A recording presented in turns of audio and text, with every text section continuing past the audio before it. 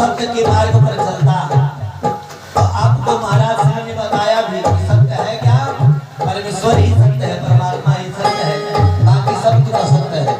जो परमात्मा के शरण में जाता है और जो सत्य का मार्ग अपनाता है, जीवन में कठिनाइयां आती हैं, जीवन में दुख तो आता है, परंतु सत्य ही है। ये तो धर्म जहाँ धर्म है वही विजय है, और सत्य में हो जाते सदैव सत्य की ही विजय होती है। तो सत्य के मार्ग पर चलने वाले व्यक्ति थोड़ी सी कठिनाइयां पड़ती है, जीवन में दुख तो आता है, परंतु परमात्मा स्वामी की शक्ति देते हैं और अंत में उस व्यक्ति को इस संसार की भवसागर से बाहर भी करा देते हैं। इसलिए कहना है परेशान भले हो राम दुश्मन के दाव पे, परेशान भले हो रावण दुश्मन के दाव से, संग में होला जग में कल होला न गाव पे, ऐसन भी होला जग में दर्द होला न गाव से।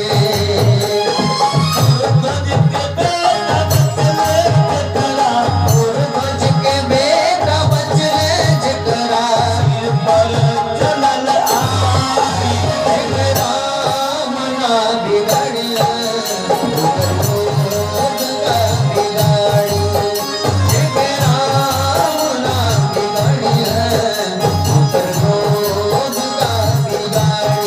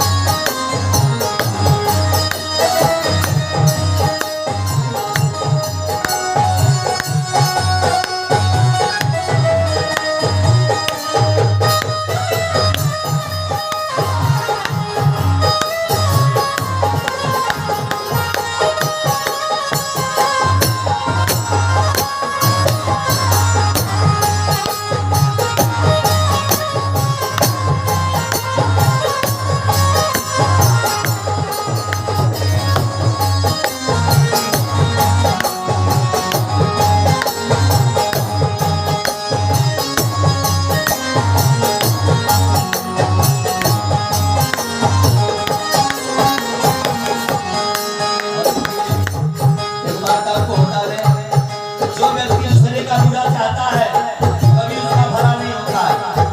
आज तो सबसे अधिक यही है, कोई व्यक्ति आगे निकल गया, लोग सोचते हैं भाई ये कैसे आगे निकल गया, कौन सा ऐसा युक्ति करे कि मुकदमा में फंस जाए, सारा धन का नाश हो जाए। परंतु जो ऐसा चाहता है, जो ऐसा करता है, जीवन में कभी सुखी नहीं पाता है। इसलिए कभी किसी का हानि तो नहीं करना चाहिए। कहना है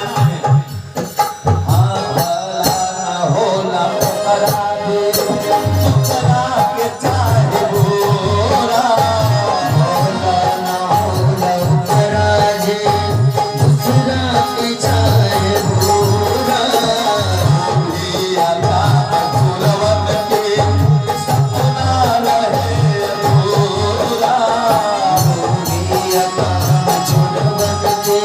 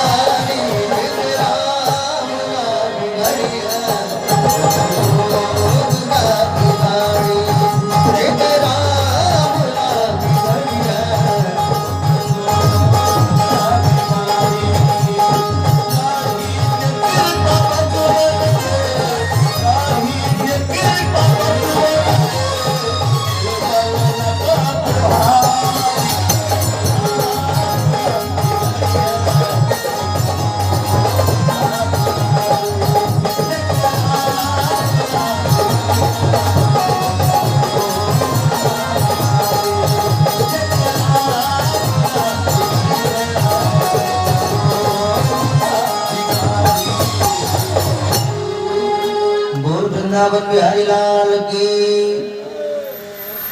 और ऐसे भगवान ने कहे तो हरिओम हरिओम केकर वाला है। भगवान पांडवों को लेके उत्सव मनाने के लिए चल गए। भगवान पांडवों को बचा लिए और उनके 5 पुत्र थे। जब वो उनके कक्ष में आए और देखा कि पिताजी का स्थान खाली है, तो उनके स्थान पे उनके 5 पुत्र सो गए। अश्वत्थामा आया है।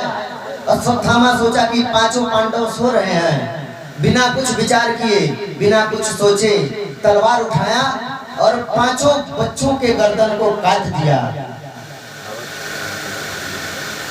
पांडव समझ के 5 पुत्रों के सिर को काट दिया और उनके सिर को लेके भागने लगा।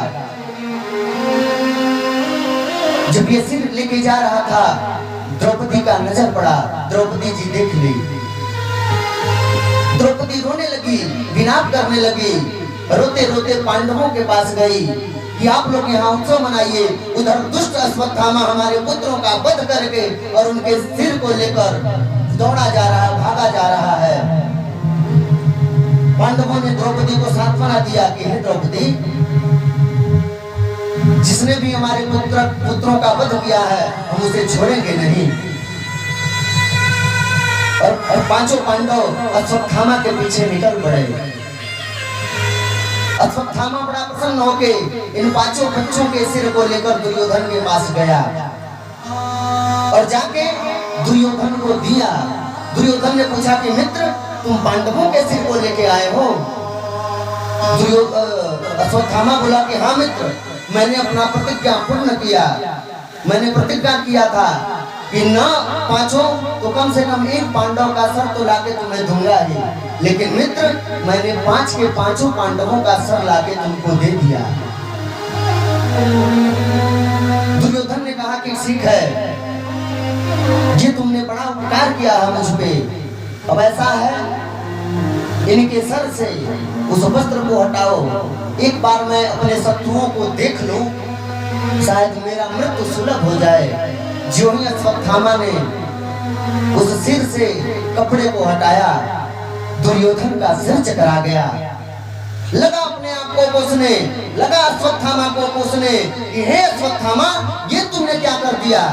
अरे मैंने तुमको पांडवों का सर लाने के लिए भेजा था, लेकिन आज तुमने ये कैसा अत्याचार कर दिया, कैसा पाप कर दिया। मेरे कुल में कोई नहीं बचा है, तिलांजलि देने वाला नहीं छोड़ा, दीपक जलाने वाला नहीं छोड़ा।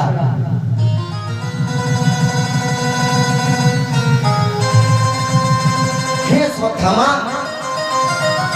जितना दुख मुझे आज तक नहीं हुआ, उसी से अधिक दुख तुमने आज मुझको दे दिया। और मैं इसी दुख के साथ अपने प्राणों को त्याग रहा हूँ, तुम्हारे चलते अपने प्राणों को त्याग रहा हूँ। और यही करके दुर्योधन अपने प्राणों का त्याग कर दिया। और इधर अश्वत्थामा को तो पता ही था कि जिन पांडवों के पुत्रों का मैंने वध किया है, पांडव किसी भी वक्त मेरे पास आते होंगे। सबई निवृत्ति निरता सर्वत्रो वीक्षको मुनि तस्य वा प्रियति मेता आत्मा राम समर्थसा। तब तक पांडव उसी स्थान पर आ पहुंचे। और जब अश्वत्थामा ने पांडवों को देखा तो डर के मारे अपने प्राणों की रक्षा करने के लिए इसने ब्रह्मास्त्र का संधान कर दिया। और जो ही ये ब्रह्मास्त्र का संधान किया, ब्रह्मास्त्र को प्रकट किया, अर्जुन घबरा गए। अर्जुन भगवान के पास गए और बोले, कृष्ण कृष्ण महाबाहो भक्तानां भयंकरा त्वमेको दह्यमानानां मभवर्गोऽसि संहृते। हे केशव, हे माधव, हमारी रक्षा कीजिए। दुष्ट अश्वत्थामा ने ब्रह्मास्त्र प्रकट किया है। और इससे हमारी रक्षा कैसे हो। आज तो लगता है कि प्रलय आ जाएगा, सारा सृष्टि प्रलयकालीन समुद्र में डूब जाएगा। भगवान समझाते हैं कि हे अर्जुन, लोहे को लोहा ही काटता है, इसलिए यदि ब्रह्मास्त्र का उत्तर देना है तो तुमको भी ब्रह्मास्त्र का संधान करना पड़ेगा, क्योंकि ब्रह्मास्त्र के प्रभाव को ब्रह्मास्त्र ही काटेगा। और भगवान के कहने पर आज अर्जुन भी ब्रह्मास्त्र को प्रकट किए हैं, ब्रह्मास्त्र को चला दिए। जो ही दोनों ब्रह्मास्त्र आमने सामने हुआ, पृथ्वी कांपने लगी, हवाएं तेज तेज से चलने लगी, बादल गरजने लगे, सृष्टि के सारे जीव जंतु भयाक्रांत हो गए कि आज सृष्टि बचेगी नहीं, आज प्रलय आ ही जाएगा। तब तक वेद व्यास जी आए और वेद व्यास जी अर्जुन को समझाते हैं, और उनके समझाने पर अर्जुन ने दोनों ब्रह्मास्त्रों को वापस किया। ब्रह्मास्त्र वापस करने के बाद वहीं पांडव अश्वत्थामा को बंदी बना लिए। बंदी बनाने के बाद ये अश्वत्थामा को द्रौपदी के समक्ष ले गए और द्रौपदी को सौंप दिया कि हे द्रौपदी, ये लो, ये तुम्हारे पुत्रों का जिसने वध किया ये तुम्हारा अपराधी है, अब तुम बताओ इसको किस प्रकार का दंड दिया जाए। जैसा दंड तुम कहोगी वैसा दंड इसको दिया जाएगा। द्रौपदी थोड़ा सा विचार की, विचार करने के बाद बोली कि हे स्वामी,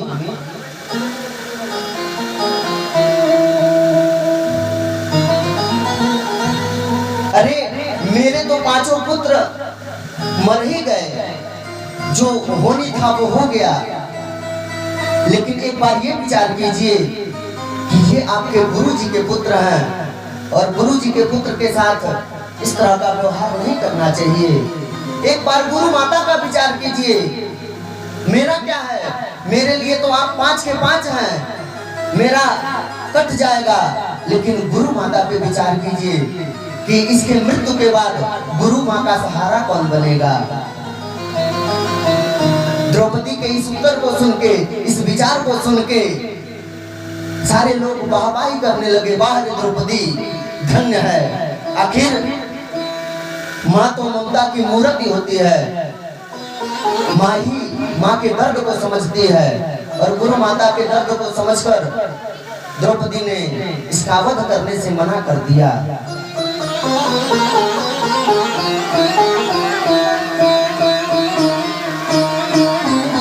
ये बताइए, आज के समय में संभव बा कि केहू के पुत्र के केहू मार देले होखे और ओकरा सामने होखे वो के छोड़ी, कबो ना छोड़ी, लेकिन द्रौपदी कहली कि इनके छोड़ दे जा,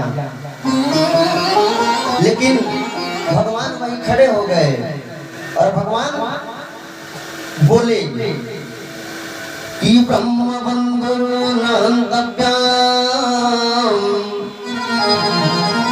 आतताई बधारहण मयैवो वयमाप्नातं परिवाय अनुशासना।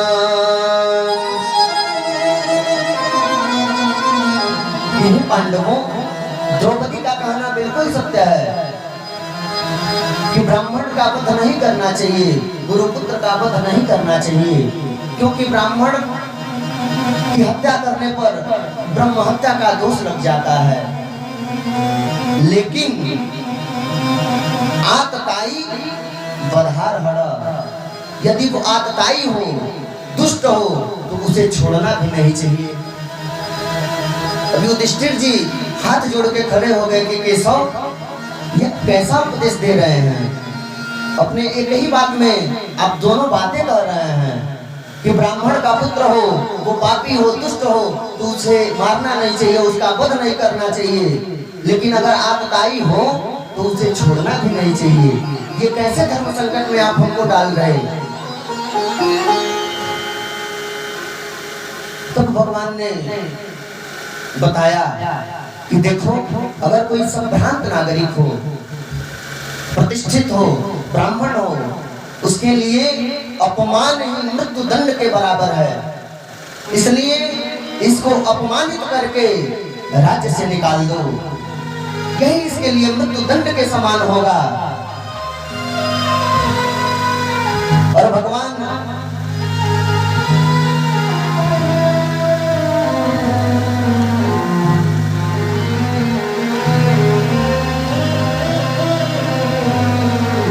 इसके सर पे जो मणि थी उसको खींच लिए। मणि इसके सर से हटते ही ये निस्तेज हो गया।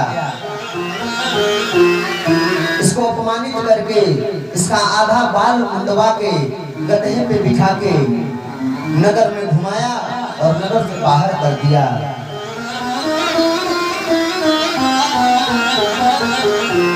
अश्वत्थामा अपने अपमान का बदला लेने के लिए, अपने अपमान का प्रतिशोध लेने के लिए संकल्प कर लिया।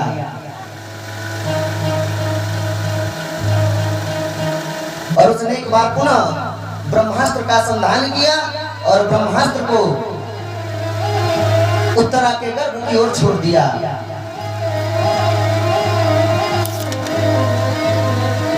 जब उत्तरा ने देखा कि ब्रह्मास्त्र मेरे तरफ आ रहा है, घबरा के भगवान के तरफ भागी, जाके बोलने लगी कि पाही पाही महायोगी देव देव जगतपते नान्यं तद भयं पश्ये यत्र मृत्यु परस्परा। हे माधव, हे केशव, हमारी रक्षा कीजिए। ये न जाने कैसा प्रकाश मेरी ओर चला आ रहा है और इस प्रकाश के कारण जो मेरे गर्भ में पुत्र है ना, वो पुत्र रिंगना बंद कर दिया है, निष्प्रभावित हो गया है। मुझे लग रहा है मेरे पुत्र को कुछ हो गया है, मेरा पुत्र इस दुनिया में नहीं है। अरे, दुनिया देखने से पहले ही वो इस दुनिया को छोड़ के चला गया। उत्तरा के प्रार्थना करने पर भगवान बाहर खड़े थे और अपना एक सूक्ष्म रूप बना के उत्तरा के गर्भ में प्रवेश किए। प्रवेश करने के बाद उत्तरा के गर्भ की रक्षा की।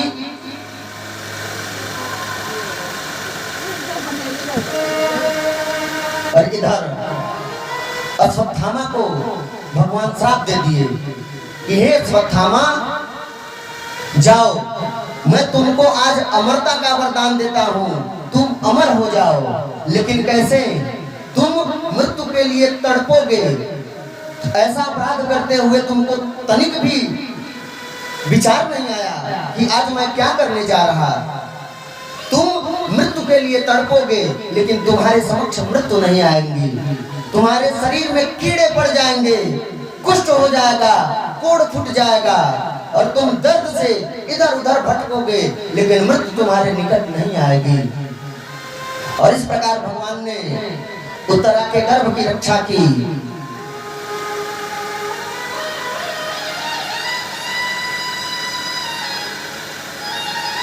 भगवान की ये सारी लीलाएं माता कुंती खड़ी होकर देख रही थी।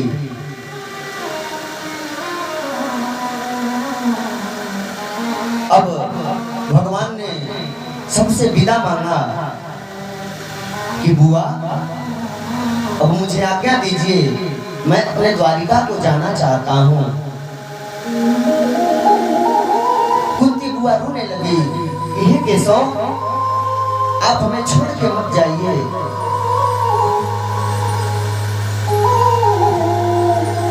बुआ, आप हमेशा कहती हैं ना कि मैं भगवान हूँ। अगर आप मुझे भगवान मानती हैं तो अपने इस भगवान से आज आप वरदान मांग लीजिए। मैं आपको वरदान देना चाहता हूँ। माता कुंती बोली कि हे केशव, यदि तुम मुझे कुछ देना चाहते हो तो मैं तुमसे दुख मांगती हूँ। संसार का जितना भी दुख है वो दुख मेरे झोली में डाल दो। भगवान बोले कि बुआ, अभी दुख से आपका पेट नहीं भरा? अरे जन्म से और आज तक आपने दुख ही भोगा है, लेकिन बदले में फिर भी दुख मांग रही हैं। माता कुंती बोली कि हे केशव, ऐसे सुख को लेके मैं करूंगी क्या जिस सुख में आप हमारे साथ ना हो। हमारे पास दुख था तो मन में संतुष्टि थी कि चलो दुख है, लेकिन दुख के साथ साथ आप भी मेरे साथ थे, तुम भी मेरे साथ थे, तो इसलिए दुख मुझे दो, क्योंकि जब हमारे पास दुख रहेगा, हमारे जीवन में दुख रहेगा, तो आप भी हमारे साथ रहोगे। कुंती मैया का ये बात सुन के भगवान विचार में पड़ गए। बोले कि हे बुआ, तुम यही चाहती हो ना कि मैं यहाँ से ना जाऊं? चलो मैं कुछ दिन और यहाँ रह जाता हूँ। और उधर भगवान ने महाभारत के चौथे दिन ही भीष्म पितामह को बाणों की सैया पे लिटा दिया था।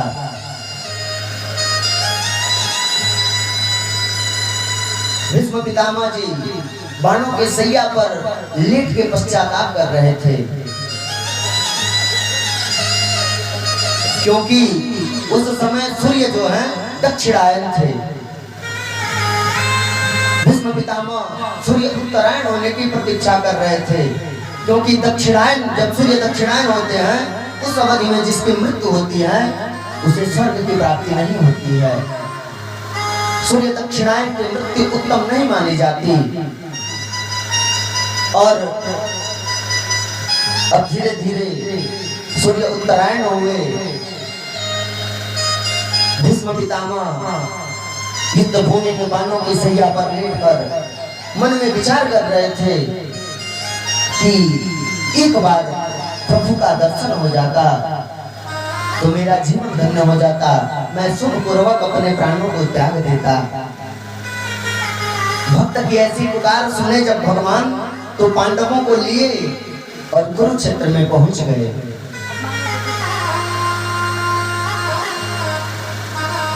अर्जुन जब भीष्म पितामह के पास पहुंचे ना, अर्जुन देख के रोने लगे,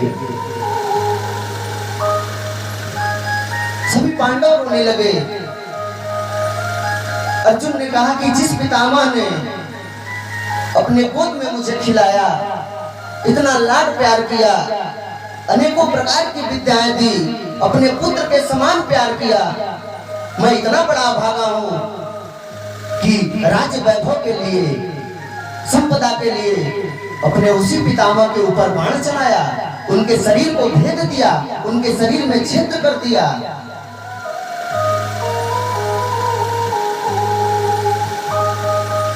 पितामह ये बात सुन लिए। अर्जुन से बोले कि अर्जुन, तुम व्यर्थ में ही चिंता कर रहे हो, और तुमको क्या लगता है कि तुम्हारे बाणों में इतना सामर्थ्य था कि वो मेरे शरीर को भेद पाता? अरे तुम्हारे अंदर उतना सामर्थ्य था कि तुम मुझे, मेरे शरीर को छल नहीं कर पाते। धन्य है वो चक्र सुदर्शनधारी, जब तुम बाण चलाते थे ना तो तुम्हारा बाण पुआल के समान बन जाता था, लेकिन कृपा है चक्र सुदर्शनधारी की, भगवान कृष्ण की, कि तुम्हारे बाणों के साथ इनका सुदर्शन अदृश्य रूप से पूरे कुरुक्षेत्र के मैदान में घूमता था और तुम्हारे बाणों की गति को बढ़ा देता था, जिसके चलते तुम्हारे बाण मेरे शरीर को छेद पाए। नहीं तो कितने इतनी सामर्थ्य थी। कौन ऐसा माई का लाल था जो भीष्म पितामह के शरीर को भेद देता, भीष्म पितामह को बाणों की सैया पे लिटा देता। इसलिए तुम थोड़ा भी पश्चाताप न करो। और भीष्म जी अब पांडवों को उपदेश देने लगे कि हे पांडवों, हे पुत्रों, मैं जाते जाते तुमसे दो बात बता के जा रहा हूँ। इन दो बातों का हमेशा परस्पर ध्यान रखना, इन दो बातों को कभी नहीं भूलना। पहला, धर्म के लिए चाहे कुछ भी करना पड़े तो तुम धर्म का आश्रय लेना, धर्म का साथ देना। देखो मैंने अधर्म का साथ दिया, अधर्म की ओर से था, इसलिए आज मेरी ये गति है। तो धर्म को बचाने के लिए, धर्म के मार्ग पर जो भी तुमको करना पड़े धर्म की रक्षा के लिए, उस मार्ग पे खड़े रहना, कभी अधर्म का साथ न देना। और दूसरा,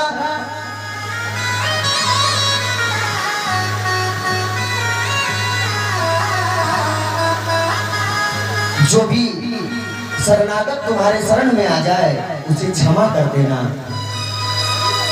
अपने आंखों से पाप होता मत देखना, अत्याचार होता मत देखना। और जो भी शत्रु हुई हो तुम्हारे शरण में आ जाए उसे क्षमा कर देना। इस प्रकार अर्जुन के शोक की निवृत्ति हुई। द्रौपदी जी वहीं खड़ी थी। पितामह की ये बात सुन के द्रौपदी जी हंसने लगी। और द्रौपदी जब हंसी ना, पितामह पूछ पड़े कि हे बेटी, अरे तो हंसलू का है, तो हंसले के कारण का बा? द्रौपदी कहली कि ना बाबा कुछ ना। पितामह कहली कि हे बेटी देखा, अब हम मरे वाला बानी, अपने दिल में हम बोझ लेके ना मर सकेले। देखा बेटा, ऐसा बात हमके बता दो, तू हंसलू का है? क्योंकि कुलीन घर की जो स्त्रियां होती हैं सभा में अकारण नहीं हंसा करती। तुम्हारे हंसने के पीछे कोई न कोई कारण तो अवश्य है। तब द्रौपदी बोली कि बाबा मैं हंसी इसलिए कि मुझे वो दिन याद आ गया।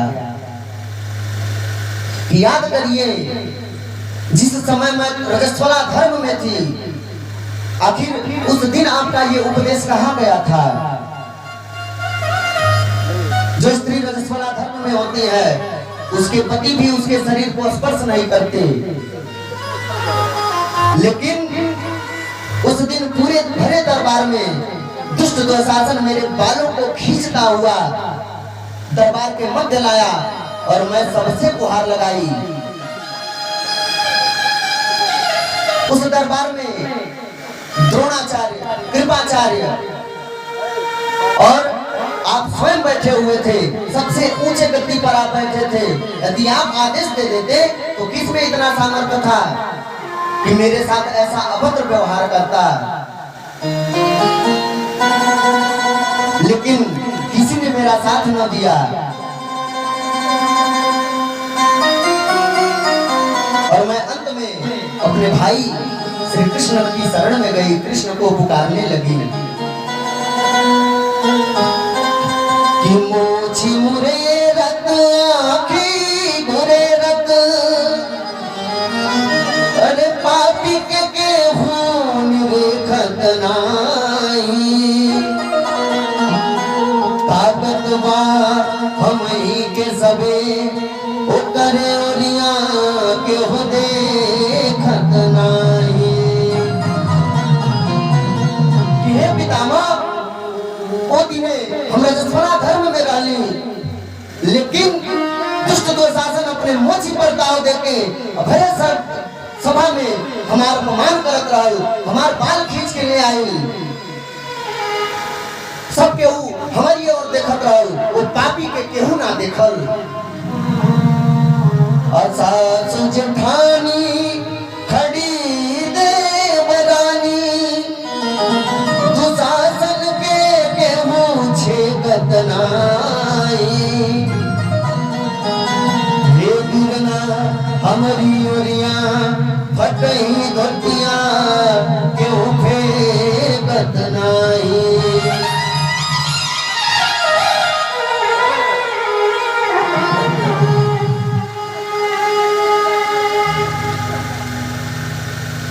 जब हमारा सहारा केहू ना भई तो हम अपने भाई श्री कृष्ण के बोलौनी कि हे कृष्ण कन्हैया, आज देखा तोरे बहन के ऊपर कैसन आपत्ति आइल बा, कैसन विपत्ति आइल बा कि दरबार में सब लोग बा, लेकिन केहू तोरा बहन के रक्षा करे खातिर आगे नहीं आ रहल बा। सासू जेठानी खड़ी देवरानी सब केहू यहाँ खड़ा बा, लेकिन केहू दुष्ट दुशासन के जाके ना रोकता कि ए दुशासन ये तू गलत कर रहल बाड़ा, ऐसा ना करा। दुशासन हमार साड़ी खिंचले के प्रयत्न करता। आज इस सभा में एठो फाटल धोती के हमारा ऊपर फेंके वाला ना बा। अरे अरे चारी पति मुड़ियैला न पंचम भारत भी बनी बैठे बेचारो आन के हाथ से अपन नारी उखाड़ी लखे चटके नहीं तारो कि चार चार पति आज दरबार में मुंह लटकौले खड़ा बना। आई अर्जुन अपने आप के बड़का धनुर्धर कहला कि हमसे बड़ा धनुर्धर इस विश्व में केहू नहीं है, इस सृष्टि में केहू ना बा। है भीम ई कहला कि हम बहुत बड़ा गदाधारी हई, हमरे ऐसा गदाधारी केहू ना बा।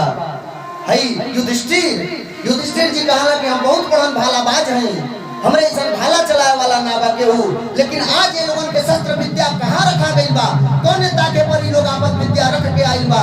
आज ये लोगन के क्रोध नहीं लगता कि आज दरबार में धर्म सभा में इनके पत्नी के जो दुष्ट नंगा कल चाहता, लेकिन आज ये लोगन के क्रोध ना लग रहल बा।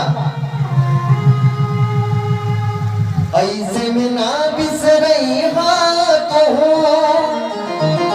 पति देवत पांडव भइल उतारू कीमत का जनिए नने मछरी मरल पौल में हरारू।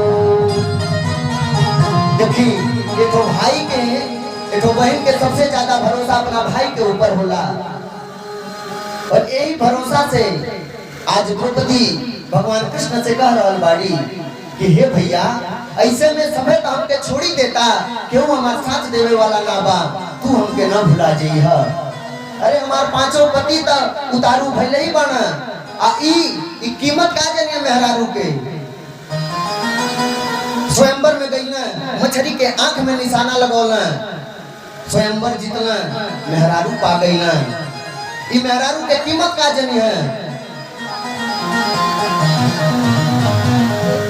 और ये मन में विचार करते हुए द्रौपदी आज दुशासन को ललकार दी कि मेरे भाई कृष्ण कन्हैया मेरे साथ हैं, कृष्ण के रहते हमारे के क्या बिगाड़ पाई। द्रौपदी कहली कि खींचू दुशासन जोर लगाई के, खींचू दुशासन जोर लगाई के, तेरा हमार जो वो सुनी पैया भौजी के गोद में हुई तब विश्वास हरि ना भूलिया भौजी के गोद में जनरेटर चलवा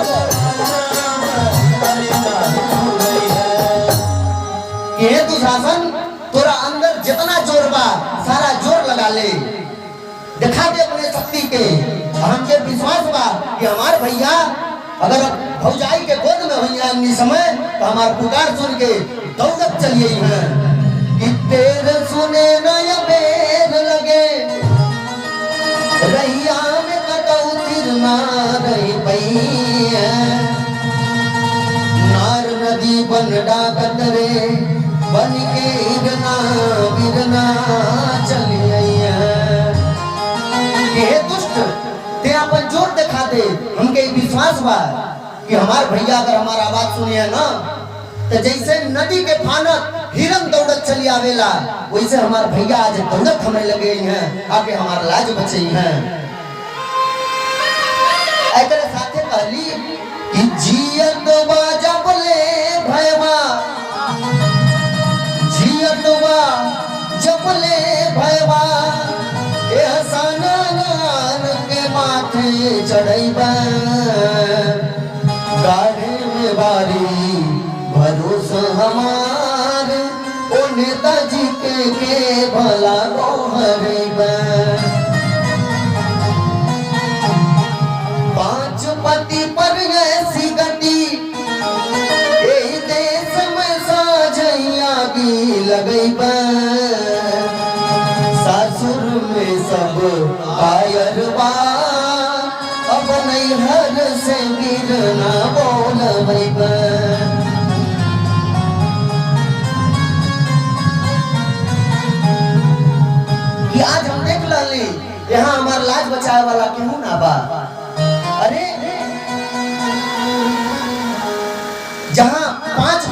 की रहने पर ए तरह के गति होखे वो देश में सचिए के आग लगा देवे के चाहिए, वो गांव के वो देश के जला के भस्म कर देवे के चाहिए। जोने गांव में जोने देश में तो स्त्री के इतना बड़ा अपमान होखे। अब हम देख लाली यहाँ ससुरा में सब कायर बा ऐसे। अब हम नैहर से अपने भाई के बुलाई, अब नैहर से बिरना बुलवई में आज द्रौपदी भगवान से निवेदन कैले बाड़ी कि हे भाई अनंगी हमें सब देखन चाहे, खींच ले धोती है चर्चाबा, जानौ न मैं बिरना मोरी भागी में कैसन कौन विधान रचाबा। ये भैया ये सभा में दरबार में जे भी बाई यह सोचा था कि कोप द्रौपदी के साड़ी खींचा जा, कोप द्रौपदी नंगा हो जा, सब हमके नंगा देखल चाहता। हे भैया हमरे भाग्य में का लिखल बा आज हम ना जान पावता नहीं। एक तो है दज देश देशांतर कई ठकुराई ठग जाबा, वीरन जादव वंश के नार खाली भरोस तोहार बचावा। ये भैया अब हमार केहू के ऊपर कोनो भरोसा ना बा। हे वीर, हे यादव वंश के नाहर, हे हमार भाई श्री कृष्ण, अब खाली तोहरे भरोसा बचल बा। आज द्रौपदी भगवान से निवेदन करके लगली उलाहना करे कि गाने में जो बिसरई वहाँ में हरी, जातों से हम बोल बनाई, तू बहनी बहनी कबा फिर नाटक हो तो से जोड़ बनाई। ये भैया आज हमारे ऊपर विपत्ति बा, आज हम गाढ़ परिस्थिति में बानी। यदि आज तू हमके भुला जाइबा, आज बिसरा जाइबा तो सुन ला आज के बाद हम तो से बोलब ना। तू भले बहनी बहनी करबा फिर हम तो से कोनो प्रकार के कोनो नाता रिश्ता ना रखे।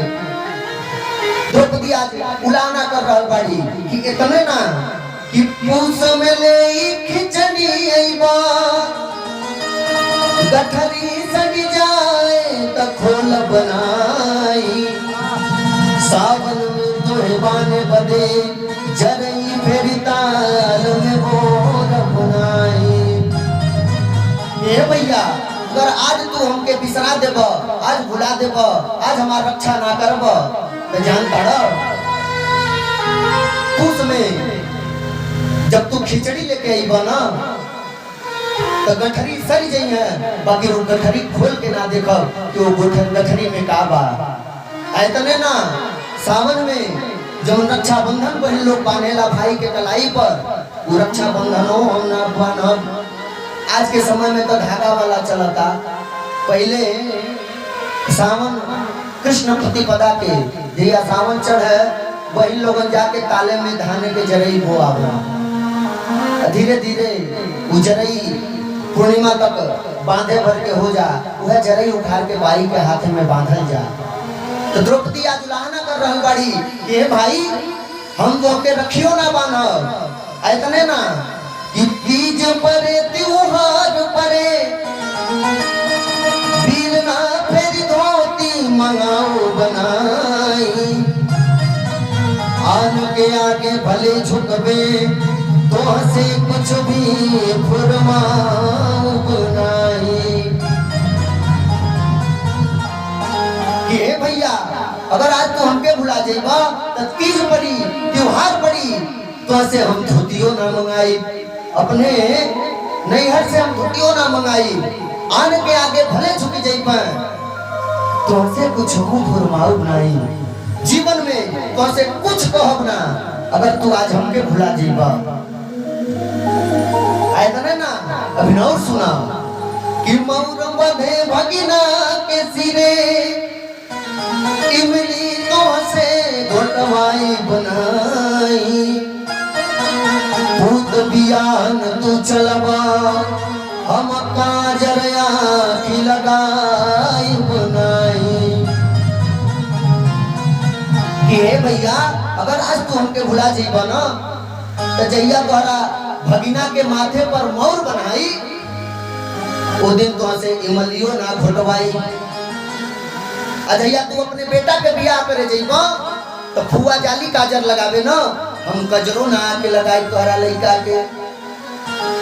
आ सुनो अगर तो के बिसरही के रहल छोड़ही के रहल तो तू हमके अपन बहन काहे बनौला ऐसे करे के तोहे रहले हमके काहे बहनी तू बनाया आज से टूटल नात हमें बहनी कही के न कबहू दोहराया। हे कृष्ण कन्हैया हे सुदर्शन चक्रधारी अगर ऐसे तो हके करे के रहल तो का करे के हमके अपन बहन बनवला जा। अगर आज तू हमके भुला गइल बाड़ा आज तू हमार रक्षा करे ना आईब तो आज से हमारा तुम्हारी नाता टूट रहल बा। आज के बाद तू कबो हमके अपन बहनी न बनैया बहन न कहिया। सुन कि हम तोहके मुंह नहीं दिखाइब जा तू हमके मुंह नहीं दिखाया आई चक्र सुदर्शन शंख गदा तीनों के अचार बनाई के खाया कि आज अगर तू हमारा रक्षा करे ना आइल हमार तोहार नाता टूट गई। अजा आज के बाद न हम तो मुंह दिखाई न तू हमके मुंह दिखैया। आई जो तू बड़का अपन चक्र सुदर्शन गदा लेके कूदल न ये चक्र सुदर्शन गदा के अचार बना ली है अचार बना के खा ली है काहे से ये तोहार चक्र गदा असंख कोने काम के जौन ये ठो बहन के रक्षा न कर पावे ए शंख गदा के तू अचार बना के खा ली है। और इधर जब द्रौपदी उल्लंघना कर चुकी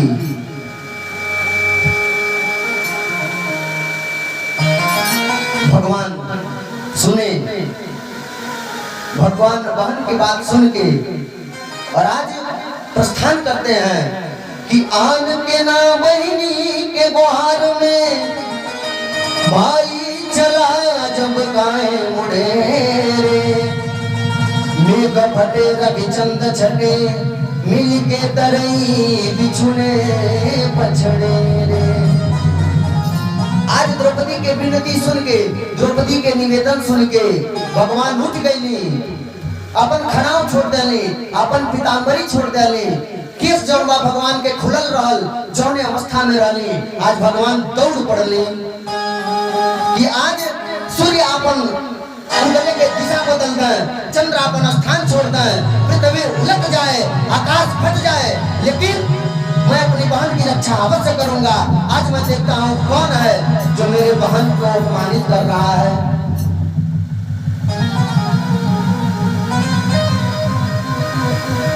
लोग निहारी रहे आसमान में तीन विमान समान उड़े रे आगे पीतंबर बीच मिकाना पिछाड़ी बेचारो खगे सोड़े रे।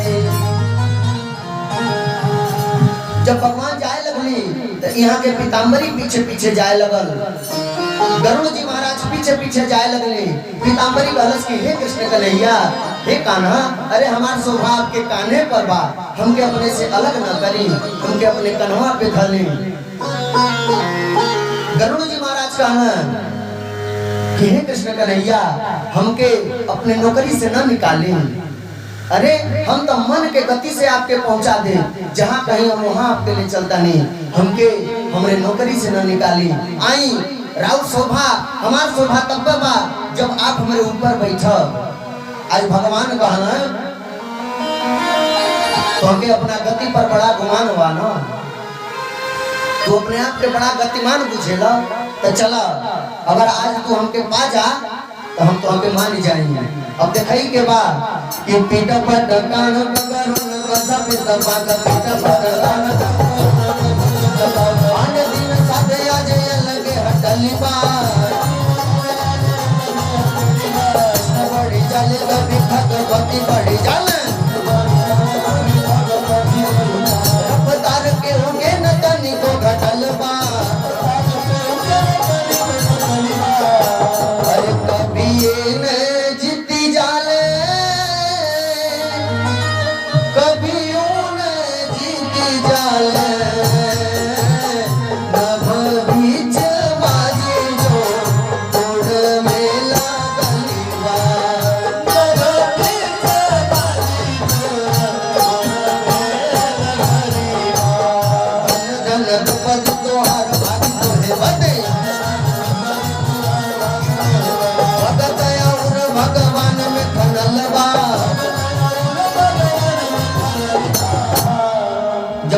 भगवान जाने लगे तो लोग ऊपर देखने लगे कि ये 3 विमान एक साथ उड़ रहा है।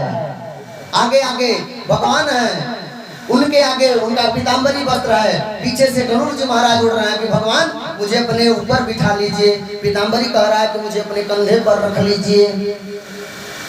देवता पुष्पों की वर्षा कर रहे हैं कि वाह रे द्रौपदी, धन्य हो कि आज तुम्हारे वजह से भक्त और भगवान में छन गया है, भक्त और भगवान में प्रतियोगिता हो रही है।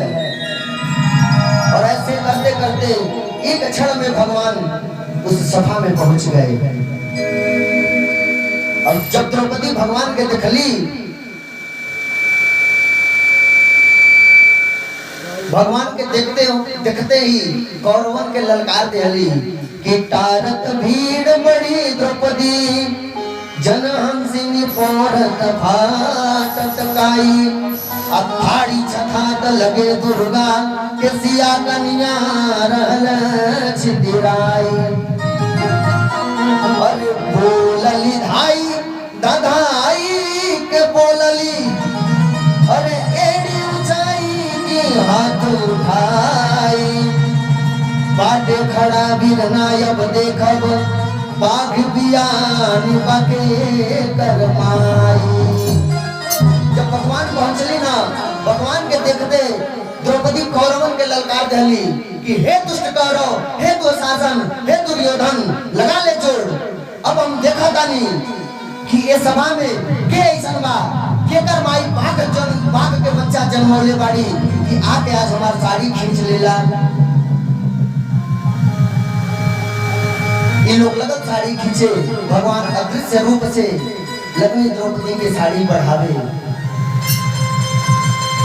साड़ी खींचत खींचत ये लोग थक गई। दुर्योधन दुशासन से कहना कि दुशासन, ये तुम क्या कर रहा है, जल्दी जल्दी साड़ी खींचो।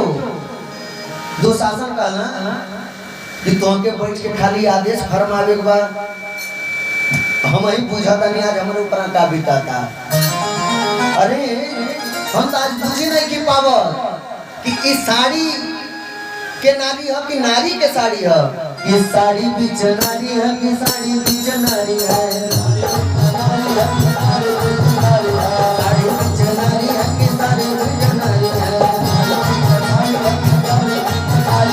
नारी साड़ी है कि नारी है, कि मैं तो ये नहीं समझ पा रहा कि ये साड़ी नारी है कि नारी ही साड़ी है।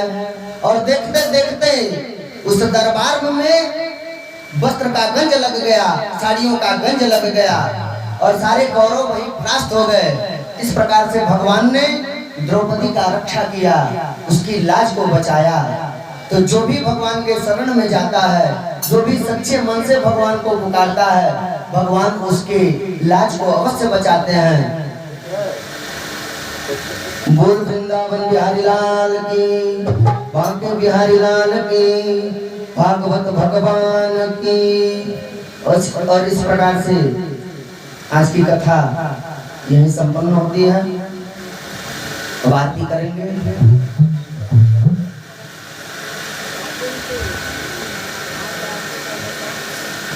चलिए अब हम लोग आरती उतारेंगे।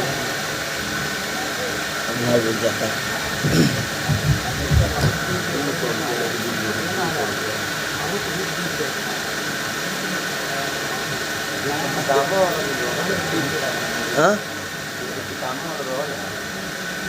बस सवेरे हो गई कितना 2 मिनट के बाद बोली नहीं जाता क्या बोलबो, बोली नहीं जाता क्या बोलबो।